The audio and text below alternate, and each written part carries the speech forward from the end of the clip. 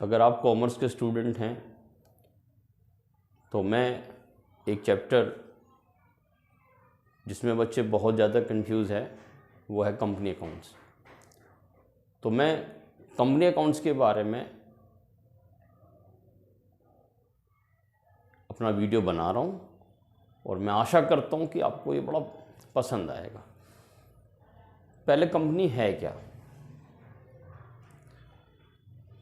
आप अपना जो व्यापार शुरू करते हैं, मैं आपसे कहता हूँ कि आप अपने आप को एक व्यापारी मानकर और एक अकाउंटेंट मानकर अगर आप अकाउंट्स को समझने की कोशिश करते हैं तो ये बड़ा आसान सा, बहुत ही व्यवहारिक सब्जेक्ट है जो हम कर रहे हैं। दिन रात जो लोग लगे पड़े हैं, जो अकाउंटिंग डिपार्टमेंट में होते हैं, अकाउंट डिपार्टमेंट में, वो करते हैं।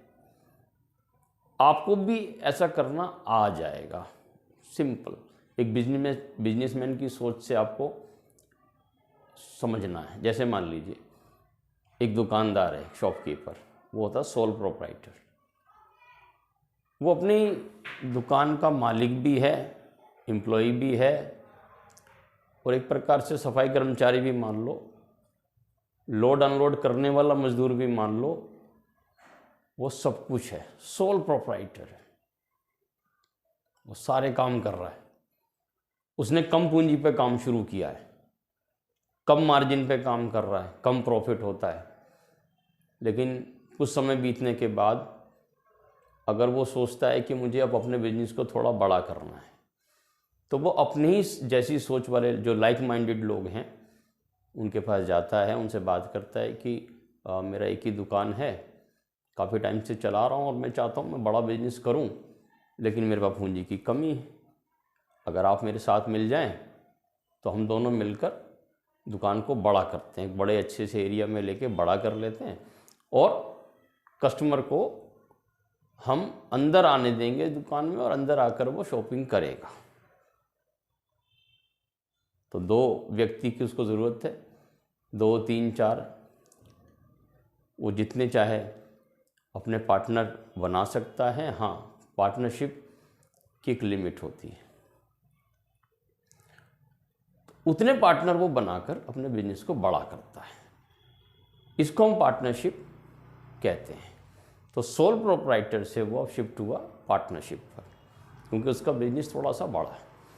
इससे फ़ायदा क्या होगा? कल को जब उसकी ये जो शॉप है वो चल जाएगी तो पूंजी आएगी, उस पूंजी से वो एक वैसी ही दुकान और खोल लेंगे, फिर वो सेपरेट हो जाएंगे। तो पार्टनरशिप टूटनी चाहिए एक टाइम के बाद, क्योंकि वो बड़े हो गए हैं। और नहीं तो पार्टनर बने रहें, 1 से 2 दुकान, 2 से 4, 4 से 8, ऐसे करके दुकानों की चेन खोल सकते हैं। और जब तक वो पार्टनर हैं तो ये पार्टनरशिप एक्ट के अंदर आता है। अब मान लो वो बिजनेस को और बड़ा करना चाहते हैं, तो एक लिमिट है। लाइक माइंडेड लोगों को हम कितना ढूंढेंगे? 2, 4, 6, 10। ज़्यादा पार्टनर होने के बाद तो फिर मजमा लग जाएगा, बहुत ज़्यादा लोग हो जाएंगे, उनमें प्रॉफिट बटेगा और डिसीजन मेकिंग लेट होने लगेगी। तो ऐसे में ज़रूरत पड़ेगी हमें बहुत सारे पैसे की, बहुत बड़ी कंपनियों में खड़ी करनी है। तो ऐसे हमें रजिस्ट्रार ऑफ कंपनीज के पास जाना पड़ेगा। तो पहले सोल प्रोप्राइटर, फिर पार्टनरशिप, अब जा रहे हैं वो प्राइवेट लिमिटेड कंपनी में। ठीक है, इसमें पूंजी की ज़रूरत पड़ेगी, तो उसमें डायरेक्टर्स जितने भी होंगे वो पैसा मिलाकर एक बड़ी कंपनी बना सकते हैं।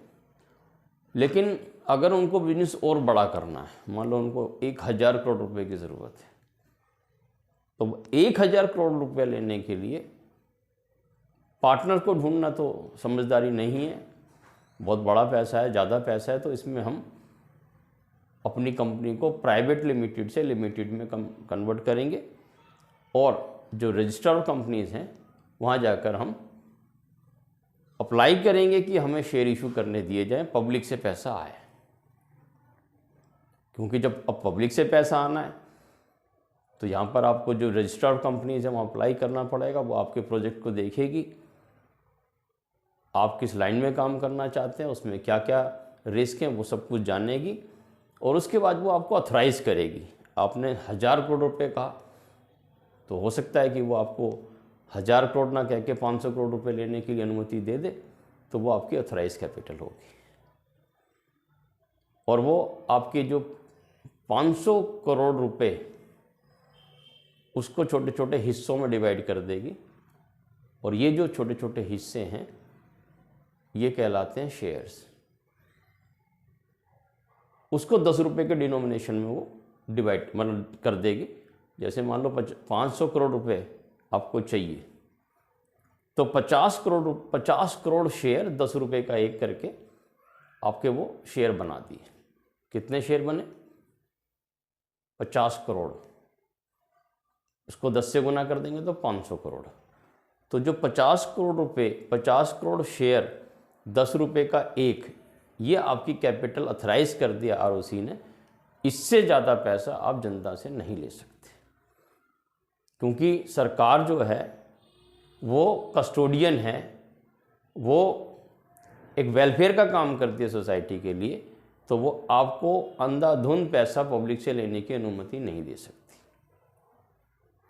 तो आपके प्रोजेक्ट को देखकर उनको लगा कि नहीं ये 500 करोड़ रुपए ज़्यादा है, ठीक है, बस इतने में काम उनको चलाना है, तो अब जो आपको ऑथराइज कैपिटल मिला है इसमें से आपको जितना भी चाहिए फ़िलहाल, क्योंकि बिजनेस जो माइंडेड लोग हैं उन्हें मालूम है एक ही बार में सारा पैसा लेना लोगों से, लोगों की एक्सपेक्टेशन बढ़ाना, और फिर कंपनी ऐसा परफॉर्म नहीं कर पाए तो रिटर्न कैसे देंगे।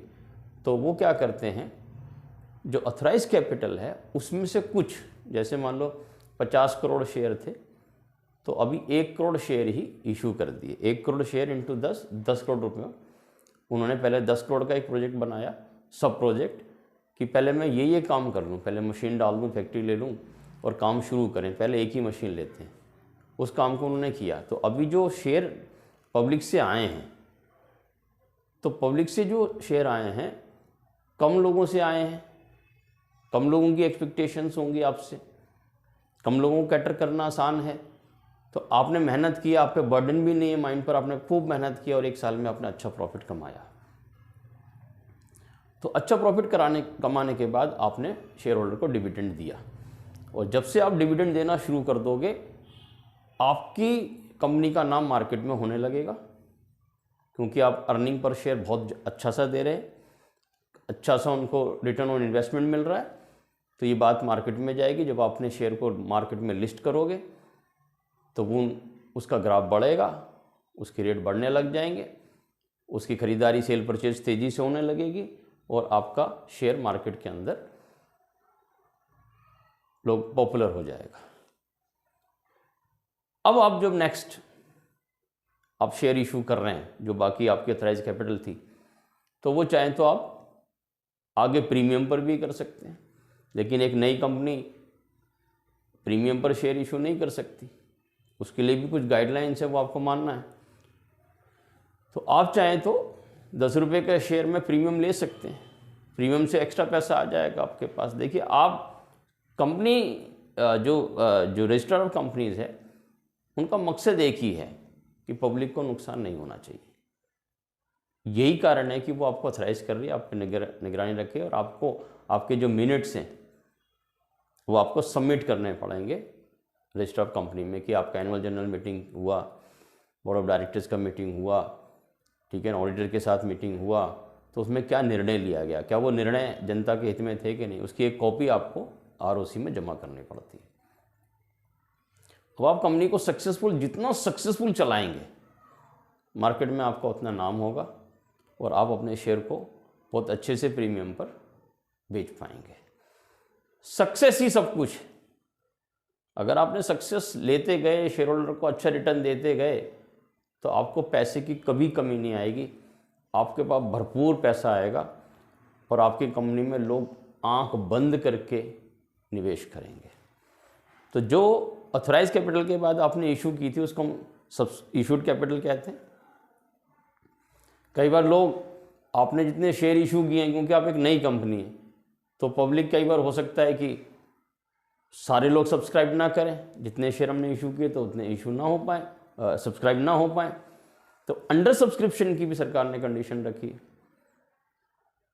कि इतना परसेंट 90 या कुछ फिक्स कर दिया उन्होंने कि आपको इतना परसेंट सब्सक्रिप्शन आना चाहिए, नहीं तो वो कैंसिल हो जाएगा। आपको अपना रेड हेरिंग प्रोस्पेक्टस तैयार करना पड़ेगा, उसमें सारे जो रिस्क है उसको बोल्ड लेटर के अंदर लिख कर लोगों को भेजना पड़ेगा। आपका पब्लिक इशू आया, लोग पढ़ेंगे, आपकी कंपनी के बारे में जानेंगे, फिर वो इन्वेस्ट करें ना करें ये उनका निर्णय है। और ये सब चलने के बाद आपके पास उतनी सब्सक्रिप्शन जरूर आनी चाहिए जितना आरओसी आपसे डिमांड करता है। तो ये जो सब्सक्रिप्शन आ रहा है, ये जो पैसा आ रहा है, आप इससे आप बिजनेस करना शुरू करेंगे तो कभी अंडर सब्सक्रिप्शन भी आता है, ओवर सब्सक्रिप्शन भी आता है। अगर ओवर सब्सक्रिप्शन आता है तो या तो आप उनको जितना ओवर सब्सक्रिप्शन है वो लौटा दो। अगर आपका स्टार्टिंग में आपने 1 करोड़ शेयर इशू किए थे 10 रुपये के और 1.5 करोड़ का आ गया, तो आपको जो 50 लाख जो शेयर का ओवर सब्सक्रिप्शन आया उसको रिटर्न कर दो। और एक तरीका होता है प्रोरेटा कर दीजिए। प्रोरेटा का मतलब होता है कि आपने 1 करोड़ शेयर इशू किए और 1.5 करोड़ का आपके पास सब्सक्रिप्शन आया, तो 1.5 करोड़ ही शेयर होल्डर को आप शेयर इशू कर दीजिए 1 करोड़। और उनका जो एक्स्ट्रा पैसा आया वो उनकी अगली अलॉटमेंट, जो अगली कॉल होती हैं, जैसे पहले तो शेयर एप्लीकेशन का पैसा आपके पास आया, फिर आपको उनको शेयर अलॉट करने, उनको बताना है कि हमने आपको शेयर अलॉट कर दिए जी, बाकी का पैसा भेजो। तो अलॉटमेंट में भी आप मंगा लेते हैं कुछ ना कुछ। तो शेयर अलॉटमेंट जो है वो आपने जो 1.5 करोड़ का सब्सक्रिप्शन है, 1.5 करोड़ लोगों को 1 करोड़ शेयर दे दिए और उनका जो एक्स्ट्रा पैसा बैठा उसको रिटर्न करने की बजाय उनकी सब्सिक्वेंट कॉल जो है, अलॉटमेंट है, फर्स्ट कॉल है या सेकंड एंड फाइनल कॉल है, जो भी, उन पर बांट दिया। आमतौर पर जो अलॉटमेंट है वहीं पर वो सारा पैसा एडजस्ट हो जाता है। उसके बाद कुछ लोग हैं जो फॉल्ट करते हैं, उन्होंने अलॉटमेंट भी दे दिया, मान लो फर्स्ट कॉल सेकंड कॉल किसी कारण नहीं दे पाए, तो ये कंपनी की डिस्क्रिप्शन पर है, बोर्ड ऑफ डायरेक्टर डिसाइड कर सकते हैं कि उनके शेयर को फॉरफिट किया जा सकता है। तो कंपनी का मतलब आप समझ गए होंगे कि जब आपको पैसा इतना ज़्यादा लेना है कि वो पार्टनर ढूंढने से संभव नहीं है, लिमिटेड लायबिलिटी वाली जो पार्टनरशिप है LLP, उससे भी संभव नहीं है, कोई और फॉर्म ऑफ कंपनी है उससे संभव नहीं है, पब्लिक इशू पे आपको जाना पड़ेगा, तो आपको कंपनी का निर्माण करना पड़ेगा। इसको गहराई से समझो। कॉमर्स लेके आपको खाली कॉमर्स पढ़ना नहीं है, कॉमर्स में उतरना है। आपको एक एंटरप्रेन्योर की सोच चाहिए, एक बिजनेसमैन की सोच चाहिए। वो सारे काम करने पड़ेंगे जो बिजनेसमैन करता है। तो कंपनी की ये नॉलेज आपको लेनी चाहिए। खाली क्वेश्चन आंसर लिखने के लिए हम पढ़ाई नहीं कर रहे हैं। कॉमर्स का मतलब है कि एक एंटरप्रेन्योरशिप वाली फीलिंग आपके अंदर आनी चाहिए कि आप एक आगे जाकर एक एंटरप्रेन्योर बनेंगे और आपका ये जो इन्वेस्टमेंट डिसीजन है, ये जो पब्लिक से आपको पैसा चाहिए, कैपिटल रिक्वायरमेंट चाहिए, उसका प्रोसेस क्या है, कौन सा वाला कॉम्बिनेशन बेस्ट है, शेयर इशू करना, डिवेंचर इशू करना, बैंकों से लोन लेना, या इनका कोई मिक्स, ये सब आपको निर्णय लेने हैं। तो इसलिए जब आपने कॉमर्स ले लिया है तो आप उसी सोच में डूब जाइए और एक अच्छे एंटरप्रेन्योर की तरफ बढ़िए। इसके लिए आपको इन डेप्थ नॉलेज लेना चाहिए। ज़रूरी नहीं है आगे जाकर आप बिजनेसमैन बन जाते, सारे काम आपको करने हैं, लेकिन आपको समझ जरूर चाहिए, पता जरूर होना चाहिए।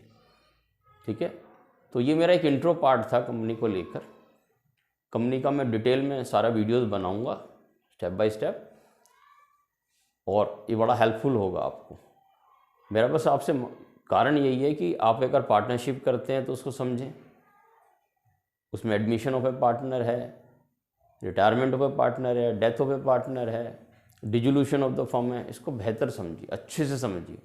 उसके बाद कंपनी को भी अच्छे से समझना है, तब जाकर आपको एक चीज़ें सही दिमाग में बैठेंगी और आप एग्ज़ाम में भी अच्छा परफॉर्म कर पाएंगे और साथ में करियर में अच्छा परफॉर्म कर पाएंगे। एक अच्छे एंटरप्रेन्योर के रूप में, एक अच्छे बिजनेसमैन के रूप में आप निकल कर आएंगे।